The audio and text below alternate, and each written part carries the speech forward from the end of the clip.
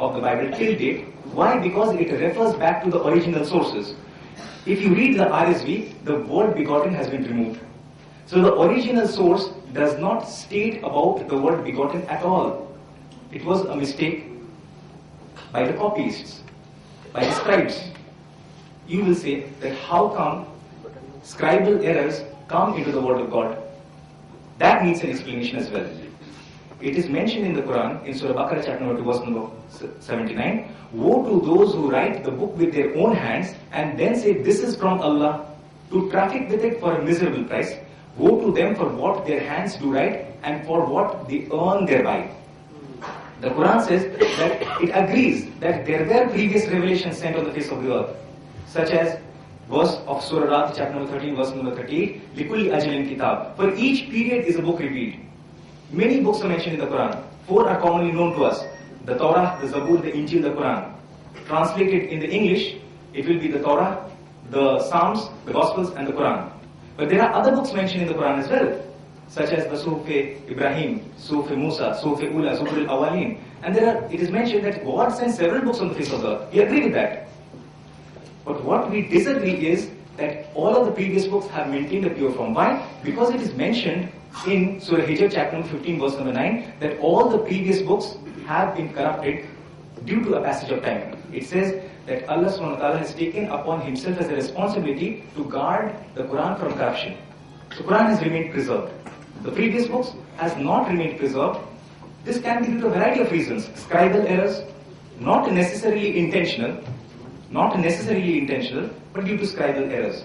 How can we know of that? If you read the same Bible, if suppose the Quran says that the previous books have been corrupted over a passage of time, why should the non-Muslims believe, right? Why should they believe? It is not authority for them. Or maybe it is, I don't know.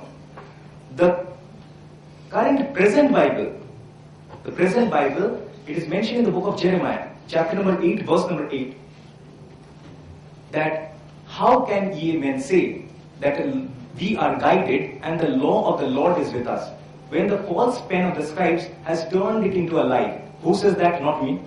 But the Bible says that. Jeremiah, as I said, is a biblical prophet. Quran does not say that there cannot be other prophets, but Quran supposes that presence of other prophets of God. So Jeremiah is telling the present Bible that the false pen of the scribes has turned the Bible into a lie. We do not say such a thing. We say certain parts have been modified. Certain other parts have remained preserved. Specifically those parts which stress the importance of one God. Such as in Deuteronomy, chapter number 6, verse number 4, where it is mentioned, Moses, peace be upon him, told the people, Shama Israelu, Adonai Eloheinu Ad Echad. Hear, O Israel, the Lord our God is one Lord. Again, if we read, the same message was repeated verbatim, word for word, by Jesus, peace be upon him, in the Gospel of Mark, chapter number 12, verse number 29. Shama Israelu, Adonai Eloheinu Ad Echad. Hear, O God, hear, O Israel, the Lord our God is one Lord. So certain parts have been preserved. Certain other parts have undergone modifications. So when we go back to the original sources, we go back to more authentic ones. It becomes more authentic. So the RSV, which is the most authentic rendering of the Bible from the ancient manuscripts of Hebrew, Aramaic, and Greek, the word begotten has been removed. So we do not agree that Jesus, peace be upon him, was the only begotten Son. Otherwise, it is mentioned in a lot of places in the Bible, referring to Psalms chapter 82, verse number 6, that ye are gods and are children of the Most High. So, all righteous persons can be referred to as the children of God. There's no problem with that, and we agree with that. Hope that answered the question. I request Engineer Shoaib to keep his answers short and to the point. Now the third question from the sisters of Bishop Raju. Assalamu alaikum. Good evening, Bishop Raju. My question to you is, how was it possible for Mary Magdalene to preserve the image of Jesus Christ and keep it till date, where our Prophet Muhammad was 14 years after, 2000 years after Jesus Christ? Can you please answer this?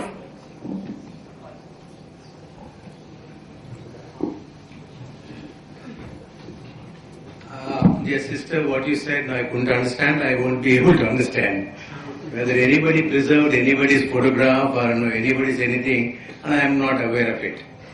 And I am ignorant that way.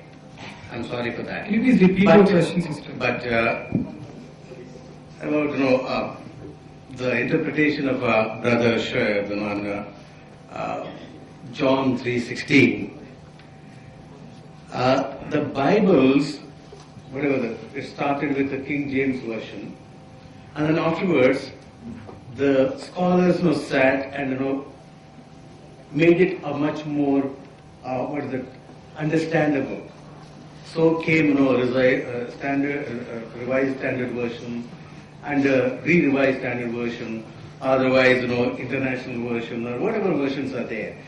But the basic meaning of the Bible is never taken away, and they have conveyed the meaning, whatever the Hebrew and also Aramaic and Greek, they have taken.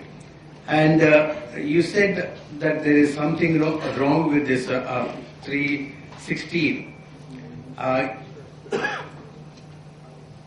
Let me read out this. For God so loved the world that He gave His only begotten Son, that whoever believes in Him should not perish but have everlasting life. For God did not send His Son into the world to condemn the world, but that the world through Him might be saved.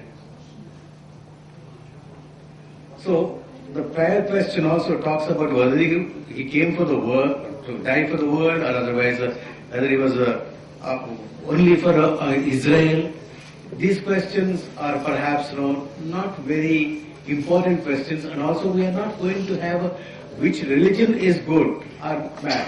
I have no problem in agreeing, inshallah. I have no problem. MashaAllah, I have no problem. So, what is wrong in it? Allah is God's name. But here is Jesus we are talking about. A Christian believes in it. If you want to question a Christian, why you are believing, in your own Bible? And that is he can't answer. He believes in his own religion. How we believe, how we can think about other people. If I am a scholar, and if I have done so much of studies, and perhaps I would also come out with a lot of things. But this is not this is an argument.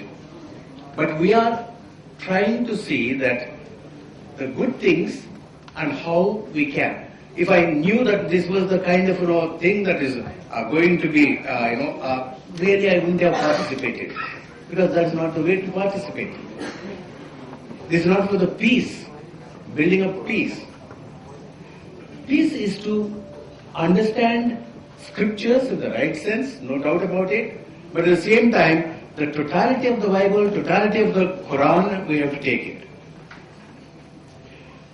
And we believe Quran is right, Quran is right.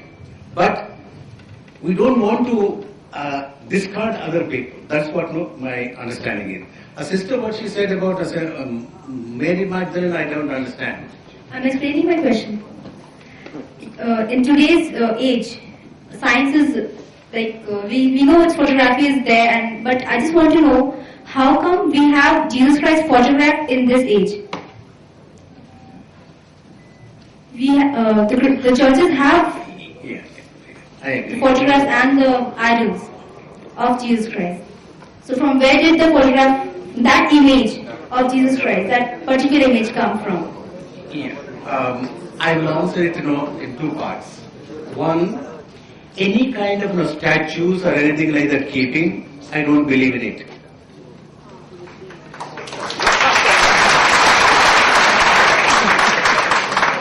Because the Word of God very clearly says that we cannot.